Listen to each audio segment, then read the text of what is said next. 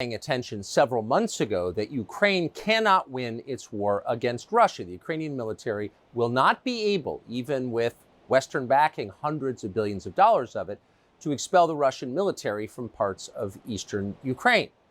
Ukraine doesn't have the industrial capacity, neither does NATO or the United States, and it doesn't have the people. Russia has 100 million more in population than Ukraine does. And that means that further support from the West for the Ukrainian military only means more dead Ukrainians and a further degraded Western economy in the US and in Germany particularly. So it's not simply a fool's errand, it's self-destruction. It's insane, it's cruel, it's abetting the killing of an entire generation of Ukrainians. This is very obvious. No honest person at this point will deny it. And yet somehow the United States Senate, which is always several years behind reality in its perceptions, just a few weeks ago, decided to send another $60 billion to the Ukrainian government, which is both corrupt and authoritarian. They've canceled elections, they banned an entire Christian denomination, and then they killed an American journalist for noting any of this. And yet, the United States Senate proposed, under Mitch McConnell, a plan to send another $60 billion to Ukraine. Well, imagine the surprise of all rational people around the world to wake up this morning and discover this could actually happen. And so with that in mind, we thought it'd be worth talking to one of the very few Republican senators who's bothered to make the counter case.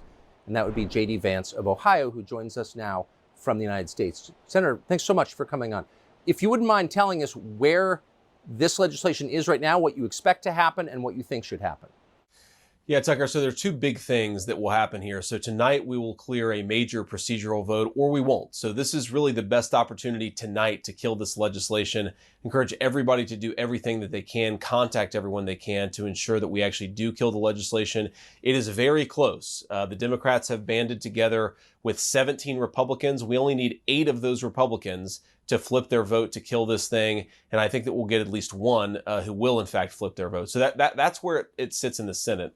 The second thing, and frankly, the best opportunity we have to kill this is in the House.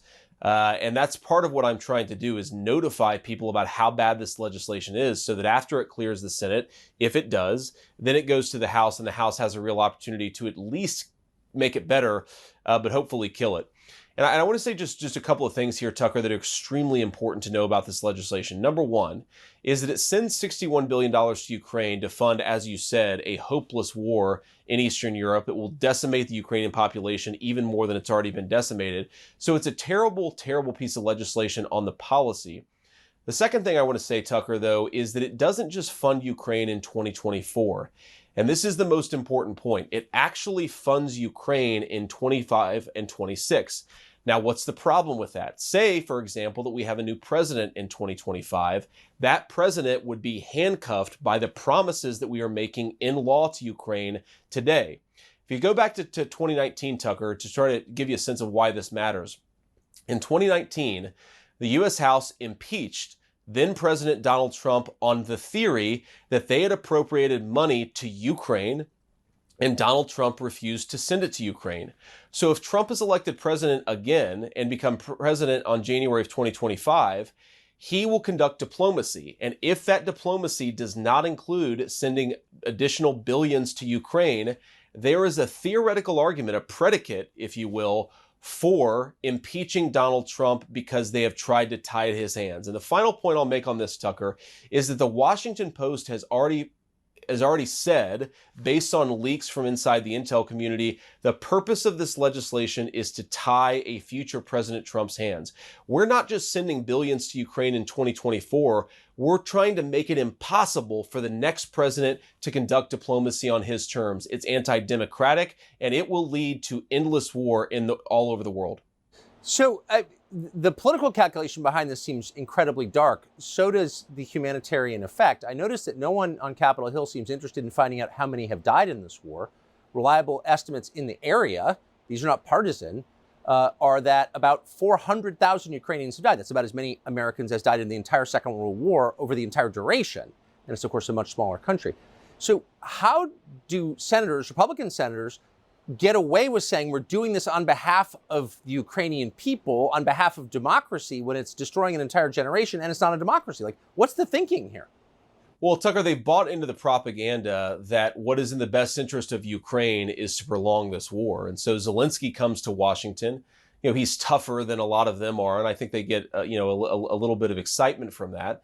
And Zelensky tells them a story that his war is in the best interest of the whole of Ukraine. Now, never mind that there are people within Ukraine protesting the draft. Never mind that the average age of a soldier there is pushing 45 years old. And never mind that the 650,000 wealthiest Ukrainians left the country at the beginning of the war. They didn't stay and fight. So the idea that this is unanimously supported by the Ukrainian population is, of course, preposterous and absurd. No one believes it. But here's the really crazy, and I think ultimately the very cynical thing that's going on, Tucker, is that everyone knows that this war will lead to the destruction of Ukraine. I've had conversations with Democratic colleagues where they get this sort of dark look in their eyes, and they say effectively that they want to fight Russia to the last Ukrainian drop of blood. I think if you really ask these guys, they recognize that this is not in the best interest of Ukraine. This is fundamentally in the interests of military contractors and people who think that America's most pressing challenge is to defeat the Russians. Of course, that's not a preoccupation that I share. I don't think Russia should have invaded, Tucker, but I also think that we got to be much more focused on more pressing problems like the demographic collapse of the United States, like the open borders, and like what's going on in East Asia. So it's a massive campaign, Tucker, to distract people from the real problems in the world and the real problems that exist in this country. And underlying it all, as you just said, is an impulse that's indefensible and I think deeply immoral. So I'm so grateful for you having the courage to talk about this in public, and I hope common sense in your position prevails. Senator J.D. Vance of Ohio, thank you. Free speech is bigger than any one person or any one organization. Societies are defined by what they will not permit.